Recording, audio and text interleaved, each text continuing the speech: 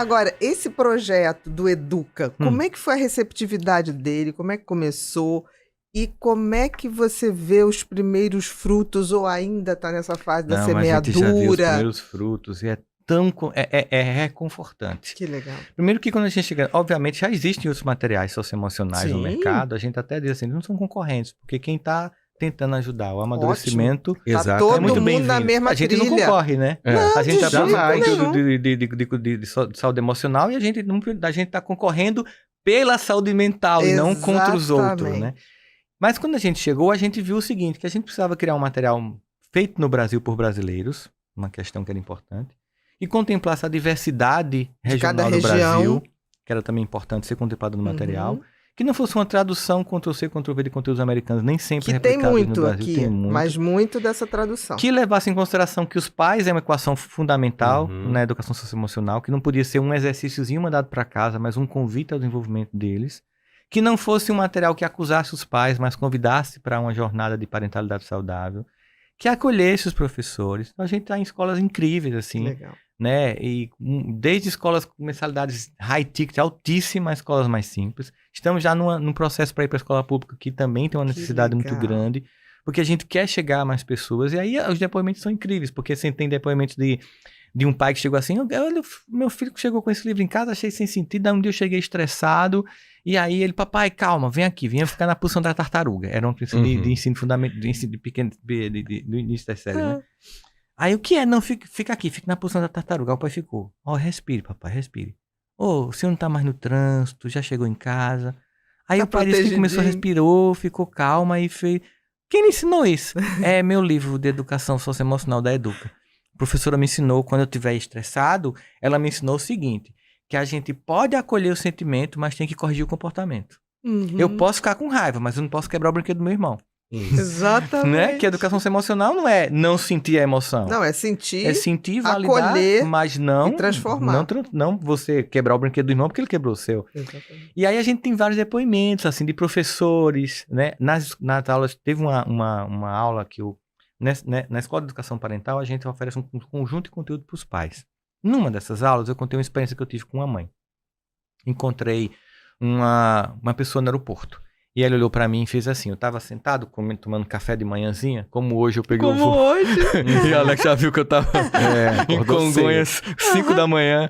Aí eu tava lá tomando aquele café cansado, ela fez assim, aí quando você sente que tem uma pessoa olhando pra você aqui, Sim. aí, né, aí se eu olhei assim, ela fez, você me daria 1 minuto da sua vida? Aí eu, claro. Ela sentou assim, meu filho se matou. Eu disse, eu tenho 1 hora de conexão. Aí ela falou, 16 anos, tinha um filho mais velho, um filho do meio, ela conversou, desabafou, falou tudo. Aí eu falei assim, a senhora viu algum sinal? Não, não vi. Nada que apontasse, não. Quando a senhora olhava o celular dele, não, nunca toquei no celular dele, porque ele tinha a privacidade dele. Isso não é privacidade. Quando a senhora entrava no quarto dele, quando ele... Não, nunca entrei, ele era um adolescente, tinha privacidade. Eu até fiz, a senhora tem certeza que vê meus vídeos? A senhora disse que vê muito, porque eu falo tanto que privacidade só tem quem tem é quem paga os boletos. Exatamente. E que a gente vai gradualmente dando privacidade aos filhos e testando isso, porque o que é privacidade para a senhora, do outro lado do crime digital, é a omissão dos pais para destruir seu filho. Oportunidade para destruir seu filho. Uhum. Me dê seu WhatsApp pra gente conversar. Eu mentiria se eu dissesse a senhora que eu teria como conversar, eu não atendo mais. Mas eu vou pedir pra senhora fazer uma coisa que vai ser doloroso. Pela minha experiência, o quarto do seu filho tá do mesmo jeito. Tá. Quero que a senhora agora entre nele. E mexa nas gavetas. Eu quero que a senhora ligue o celular dele, veja o WhatsApp dele, com quem ele conversava, o que ele falava. Eu quero que a senhora veja o que ele estava postando há 1 ano nas redes sociais. Eu quero que a senhora pergunte aos seus filhos, os outros dois, que séries eles assistiam e que personagem ele gostava. Aí eu vou lhe dar meu e-mail. E olha, vai ser muito doloroso. A senhora manda um e-mail pra mim. Tá bom? Aí tá bom. Aí 10 dias depois a gente vai dar palestra, corre pra lá e corre pra cá. Quando a mãe que ele encontrou em Brasília, eu sabia vamos ver o que vinha vem. dor, né? Sabia, aí ela... Não sei qual foi o seu objetivo, a pedir pra fazer tudo que você pediu. E embora você tivesse me dito que ia ser muito doloroso, foi muito pior do que eu imaginava. Ao entrar no quarto dos meus filhos, olhar o WhatsApp dele, as redes sociais, e conversar com os outros filhos, ver que séries ele assistia... Há muito tempo que ele dava sinais que ia fazer isso e eu não vi. E agora, aí ela fez, aí botou encostado, doutor Rossandro, eu estou enlutada e culpada, era o que você queria? Mas ela tá preparada porque os outros não repitam. Aí eu mandei só um sim, Uhum. lacônico, porque eu sabia que ela ia mandar um outro lacônico, por quê? Aí finalmente eu mandei, porque a senhora agora sabe o que faz com os dois. Exatamente. Contei essa história numa das aulas de educação parental, que os pais assistem. Uhum. Tô eu em Porto Alegre, dando uma palestra no Uhum. Ministério da Economia. Aí uma senhora fez, olha, tô no intervalo aqui era um workshop sobre inteligência emocional na gestão.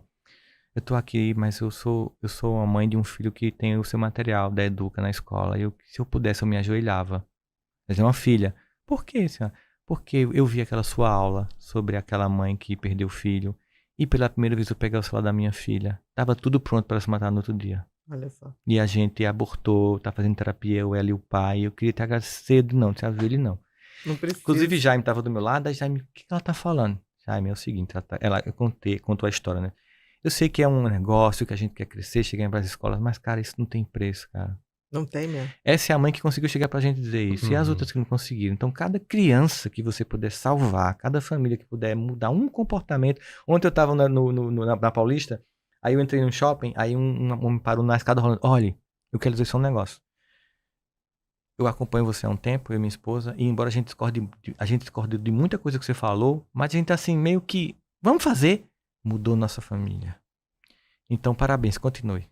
E olha, eu achava que você era louco. Verdade. Isso é lindo, né? Porque você tá falando isso, uma vida que você muda, é que nem aquele filme A Lista de Schindler, né? Você salva uma vida, você salva a humanidade. Porque aquela vida vai salvar outra. Que vai salvar outra. É PG. E que É uma progressão progressão geométrica. geométrico. O conhecimento, ele tem essa coisa generosa. O conhecimento é uma forma de amor, né? Ele é expansivo. Tudo que expande. Eu vou fazer uma ponte com o que a gente estava falando logo no começo. Uhum. Imagina se com medo de desagradar os meus colegas psicólogos, eu não falasse. Pois Exatamente. é. Imagina se com medo de não fazer o discursozinho de ser aceito pela galera, eu ficasse omisso. Quando você quer tocar os corações, você vai parecer ridículo para muitas pessoas. Mas aí você decide não ser ridículo para muitas pessoas e não tocar coração nenhum. Mas eu concordo totalmente. E tem uma coisa, tipo assim, também sofri esse tipo de postura, de gente. Tem faculdades que os professores falam muito bem de mim, tem outros que metem um pau. Eu sempre digo, não discuta com o seu professor. Ponha na prova o que ele falou, porque a vaidade dele precisa disso. Dessa prova, né? E você sabe o que você é. Então, você precisa passar de ano até para chegar no seu consultório e fazer do seu jeitinho. Exato. Então, eu sempre orientei isso. E eu fico pensando que tem gente que quer exatamente criar. E são pessoas que não fazem, né? O cara que está sempre criticando, ele não faz. Faz não. Não faz. É um engenheiro de obra pronta. E tem gente que você faz o que você faz, fala assim, por que você não fala disso? Por que você não faz aquilo? Porque ele nunca está satisfeito com o que você entrega. Mas ele não entra aquilo, né? Dá para fazer assim? Dá para você mudar? Não, eu concordo até aqui, ali eu não concordo. Ok.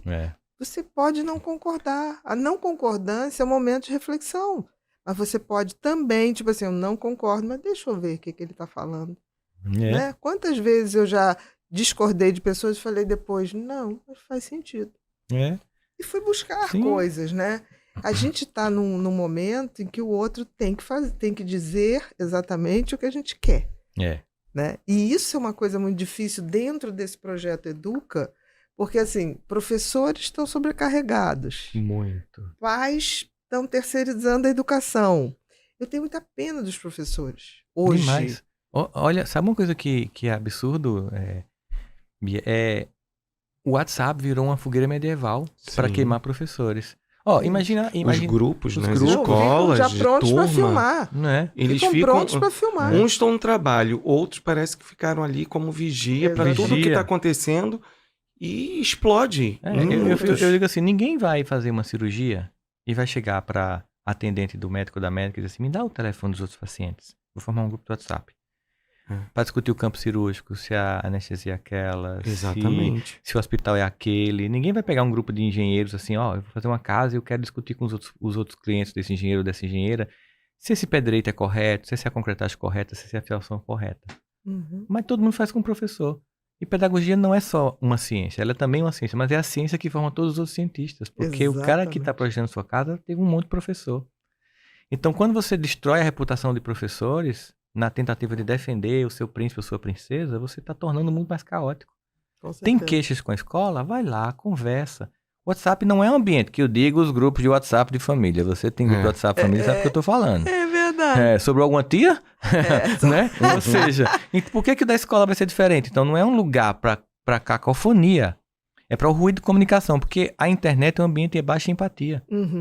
Exatamente. O WhatsApp é um ambiente de internet. Você troca a visão, a fala por emojis. O ruído é altíssimo, né? E a criança chega dizendo o que ela quer. Ela seleciona a historinha conveniente para ela. Aí você já vai lá tomando satisfação, gritando. Uma vez eu estava fazendo uma palestra para professores de São Paulo. Aí um professor fez: Sandro, o que pode consolar um professor que tentando fazer o que é melhor para um filho de um pai e de uma mãe, que chega na escola dizendo, por favor, me ajude, eu não sei o que eu faço com essa criança, e não é uma metáfora, de fato não sabe. E quando a gente vai fazer isso, ele chega impondo o dedo, dizendo que a gente vai ser demitido, que quem é ele. Eu digo, a única coisa que pode consolar um professor na hora dessa é fechar os olhos e pensar, ainda bem que esse filho é dele e não meu. Exatamente. Porque quem vai arcar com as consequências no futuro dessa educação ou dessa deseducação são esses pais. Mas nós não podemos nos omitir. Nós temos que cuidar, né? Cuidar tanto de quem ainda é criança, por isso que eu fundei a Educa, e para a gente que faz esse entrega online, que é os cursos online, para a gente ajudar o desenvolvimento emocional das pessoas. E ter essa troca, né? Eu acho tão importante nos cursos online você ter aquele momento em que os professores fazem as perguntas e você aprende com eles aquelas experiências e você faz assim, como já falei também para professor. Primeiro, deite tranquilo que a sua consciência está tranquila. E assim, em relação a esse pai, se você acredita, reze por ele. Reze por essa criança e reze para essa consequência que ele está plantando não ser tão violenta como a tempestade que está se armando. São experiências interessantes, né? Hoje, como é que eu faço? Hoje em dia, como eu faço palestras, eu tenho uma empresa de cursos online, que eu faço cursos online, então eu atendo adultos e tenho empresa de educação socioemocional. Então eu pego os que estão se construindo emocionalmente mais maduros, os que estão aqui querendo recuperar-se e amadurecer diante da vida. E você vê essa saudável busca das pessoas por se conhecerem e por construírem uma personalidade mais saudável, né? Acho que a saúde mental está virando uma pauta e vai ser a pauta desse século, inquestionavelmente. Por tudo que a gente está vendo, nós estamos numa sociedade completamente adoecida.